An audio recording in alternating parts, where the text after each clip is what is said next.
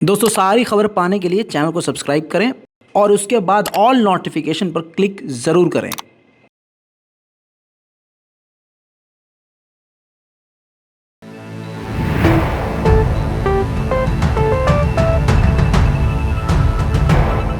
UK की intelligence report पहले आ गई थी, लेकिन अब डिफेंस मिनिस्ट्री की तरफ से सीधा सीधा कह दिया गया है। जो कल तक ये चीख रहे थे कि रूस बड़े घातक हमले कर रहा है, ख़तरनाक हमले कर रहा है, अब यूके की ही डिफेंस मिनिस्ट्री की तरफ से इस बात को कंफर्म कर दिया गया है कि रूस के हमले एकदम कम हो गए हैं, बहुत कम। जहां एक दिन में 300 एयर स्ट्राइक करता था, अब वो दिन में 10 एयर स्ट्राइक कर रहा है। जी हाँ, हालांकि रूस की नाक पर इज्जत पर हमला हुआ है, पिछली रिपोर्ट बता चुका हूं, मतलब बॉम्बर उड़ा दिया, लेकिन इसके बावजूद रिपोर्ट यह है कि रूस के हमले कम हुए हैं। लेकिन यह रिपोर्ट रूस के परमाणु बॉम्बर उड़ाने से पहले की है। अब रूस परमाणु बॉम्बर का बदला लेने की ज़रूर सोचेगा और कुछ न कुछ प्लान ज़रूर कर रहा है, जिसकी वजह से वो शांत बैठा है। लेकिन ठंड की वजह से रूस को दिक्कतों का सामना तो करना पड़ रहा है, क्योंकि रशिया के साथ सारे देश नहीं हैं, यूक्रेन के साथ सारे देश हैं।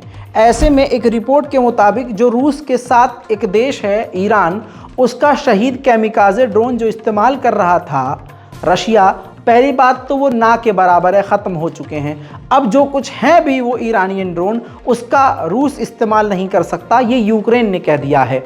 यूक्रेन की इंटेलिजेंस और डिफेंस मिनिस्ट्री की तरफ से इस बात की पुष्टि की गई है कि ठंड में ईरान का वो ड्रोन काम नहीं करेगा, क्योंकि ईरान के उस ड्रोन के अंदर प्लास्टिक और ऐसे पदार्थों का इस्तेमाल किया गया है जो कि इस ठंडे इलाके पर काम नहीं कर पा रहे हैं, जिसकी वजह से रूस ने ईरानी ड्रोन्स का इस्तेमाल भी बंद कर दिया है। बात यहाँ पर ईरान की हुई है, तो यहाँ ईरान और रशिया की एक चुपके से जो डील हुई है वो भी आपको बता देता हूँ। दोनों दोस्तों ने एक दूसरे का हाथ थाम लिया है। अब ईरान की सरकार ने कई कंपनियों को, रूसी कंपनियों को साइन कर दिया है, अप्रूवल दे दिया है, मोहर लगा दी है, परमिशन दे दी है। अब रूस की कई कंपनियां, जैसे मुर्गे का गोश्त और दूसरे मछली इन सब चीज़ों को, जो कि ईरान जिसको हलाल मानता है, उनको अपने देश में अलाउ कर दिया है। अब रूस मीट प्रोवाइड करवाएगा, गोश्त प्रोवाइड करवाएगा ईरान को, जिससे ईरान और रशिया दोनों और करीब आ गए हैं। वहीं एक बार फिर से स्पेनिश पुलिस ने कई सारे पैकेज को दोबारा से हिरासत में लिया है, जो अलग अलग सरकारी संस्थानों में स्पेन में जा रहे थे, जिसके अंदर जानवरों के कहीं हाथ, किसी पैकेट में नाक, किसी पैकेट में कान, इस तरह की चीज़ें बरामद हो रही हैं। हालांकि रूस के वैगनर ग्रुप इस बात से पहले ही हाथ उठा चुके हैं कि ऐसा काम हम नहीं कर रहे हैं। आप इस बात को माने या ना माने, इस जंग में सीधा मैं आपको 9 महीने समझा रहा हूं कि यूक्रेन अकेला नहीं है। एक तरफ रशिया है और दूसरी तरफ नेटो है, अमेरिका है, दुनिया भर के बड़े देश हैं। अब खुल्लम खुल्ला खुद रूस के विदेश मंत्री सर्गेई लावरोव ने धमकी दी है कि अगर इस जंग में हमसे टकराव अगर सीधा नेटो का और अमेरिका का हुआ तो इसके परिणाम काफ़ी ख़तरनाक होंगे। वहीं यूरोपीय यूनियन के सेक्टर, यूरोप के देश अब रूस के ड्रोन सेक्टर पर पाबंदी लगाने के लिए आगे बढ़ रहे हैं। उनकी नज़र है रूसी उन कंपनियों पर पाबंदी लगाएंगे जो कंपनियां रूस के ड्रोन बनाने की फैक्ट्रियों में और कंपनियों में सहायता देती हैं। रूस को पूरी तरह से तोड़ने की कोशिश की जा रही है, ये आपके सामने है। वहीं दोस्तों बड़ी खबर आपको बता दूं कि यूक्रेन की हवा भी टाइट है। यूक्रेन के जो कमांडर हैं उन्होंने बड़ी बात कही है। उन्होंने कहा है कि रूस के जो नए मोबिलाइजेशन वाली जो सेना है वो काफ़ी ट्रेंड है और मैदान जंग में आ चुकी है और नई टेक्निक के साथ आई है, जो कि हमारे लिए एक बड़ा ख़तरा है। फ्रंट लाइन पर वो मौजूद हैं और उनसे हमारा टकराव जारी है, जो कि काफ़ी ख़तरनाक ट्रेनिंग लेके आए हैं और हमारे लिए एक बड़ा चैलेंज है। यानी देखिए दोस्तों, अभी तक भले ही यूक्रेन की सेना रूस के सैनिकों का अब तक मजाक उड़ा रही थी, लेकिन ये जो नए सैनिक रूस की तरफ से आ रहे हैं ये ख़तरनाक हैं, इसको यूक्रेन ने मान लिया है। मैंने बीच में आपको बताया था कि जापान से भी रूस का टकराव है, इलाके को लेकर आपस में चलती रहती है। तो कुरिल आइलैंड पर रूस ने अपना डिफेंस सिस्टम और हथियार जापान के खिलाफ तैनात कर दिया है। इस 9.5 महीने की जंग में यूक्रेन के प्रेसिडेंट ज़ेलेंस्की के मुताबिक रूस के 90,000 से ज़्यादा सैनिक मारे जा चुके हैं। उधर डोनेट्स्क सिटी में जहां पर रूस का कब्जा है, वहां पर यूक्रेन ने डोनेट्स्क के उस इलाके में जो शॉपिंग सेंटर था वहां पर बड़ा हमला कर दिया।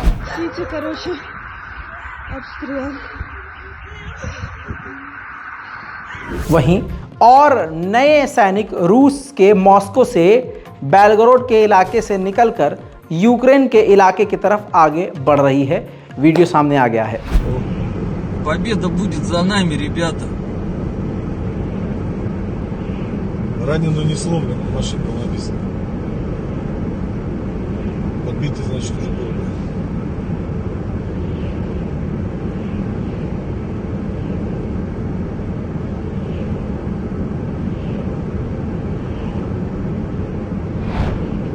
एक बड़ी खबर यहीं बीच में आपको बता दूं, जंग की खबर नहीं है लेकिन बहुत बड़ी है। तालिबान की सरकार में अफ़गानिस्तान में बड़ा हमला हुआ था पाकिस्तान की एम्बेसी पर और पाकिस्तान के एम्बेसडर पर। जी हाँ, ये तस्वीर मुल्ला जी की याद होगी। ये पाकिस्तान के अफ़गानिस्तान के लिए एम्बेसडर हैं। अब ये तुरंत जो है अपना झोला उठाकर पाकिस्तान अपनी जान बचाकर फरार हो गए हैं। दूसरी तरफ वापस मैदान जंग में आपको लेकर चलूँ तो रूस ने हवाई हमले किए हैं। भले ही कम हो रहे हैं हमले, लेकिन फाइटर जेट का भरपूर इस्तेमाल रूस कर रहा है। देखिए,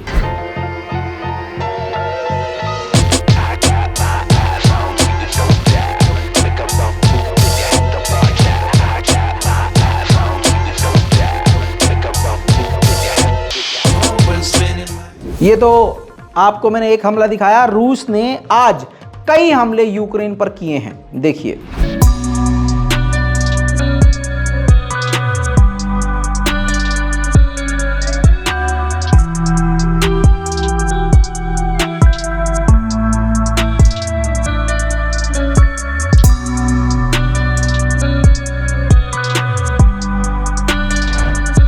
रात होते ही यूक्रेन के डोनेट्स्क के इलाके पर, डोनेट्स्क के एक इलाके पर यूक्रेन का कब्जा है, वहां पर रूस ने बड़े हमले किए हैं। देखिए,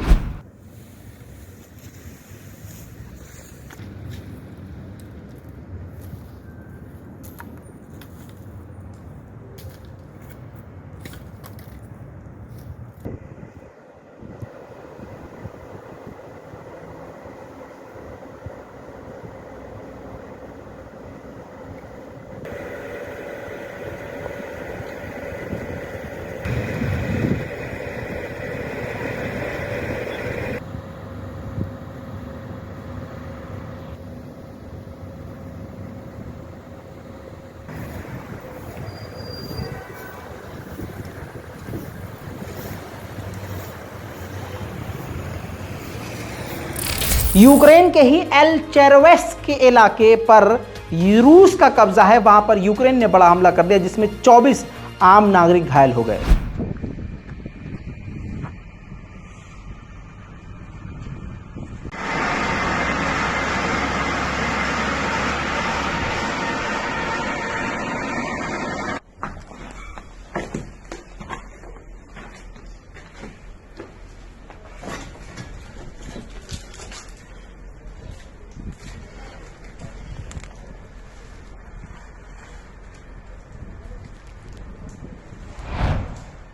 वॉर अपडेट का ये पार्ट 2 था जो आपने देखा। पार्ट 1 नहीं देखा हो तो जाके देख लीजिएगा। इस चैनल को सब्सक्राइब कर लीजिए, हमारे चेहरे को पहचान लीजिए। हाँ, जब तक हैं आपके सामने आ रहे हैं, मर जाएंगे निमट जाएंगे, आप दूसरे चैनल पर चले जाएंगे, लेकिन जब तक हैं तब तक सपोर्ट तो कीजिए। चैनल को सब्सक्राइब कीजिए, अपनी राय कमेंट में लिखिए। मैं हूं रज़ा और आप देख रहे थे रज़ाग्राफी। जय हिंद।